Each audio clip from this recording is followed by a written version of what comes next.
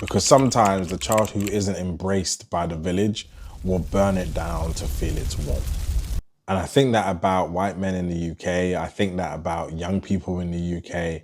I think that at the moment around how women feel about men. Think about those people who haven't been invested in by the country, who don't feel that they're being considered, being listened to.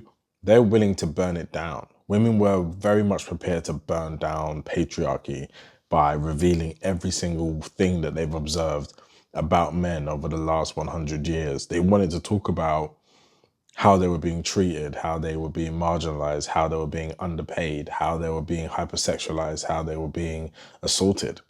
Like they didn't bat an eyelid. They didn't spare anybody. There was no mercy. There was just focus on we're tired and we've had enough. And whatever you can say about globalization, it's impacted white working class men more than any other community. And they are underperforming in schools. They are underperforming in the workplace. It's if you go outside of London and you start to assess what many of the white working class young men are experiencing. And there's loneliness epidemic, there's a health epidemic, there's a mental health epidemic. They're not making any money. They can't afford to buy a house. Most of them don't have the jobs that they want.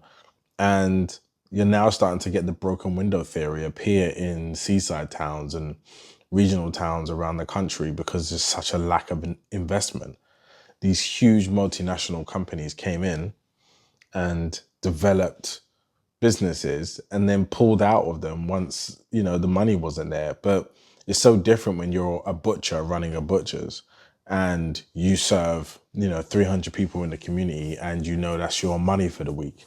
Whereas like now everything is in a supermarket and that's just one building. So the high street is absolutely decimated. The level of jobs is decimated. The idea that my first job was in Woolworths wouldn't exist anymore. So we have a big problem in this country, and many, many people are willing to burn down the country that we have because they just don't see it working for them. I can't stop them. I can't tell them something to keep them warm because there's no evidence of any of the ideas genuinely working.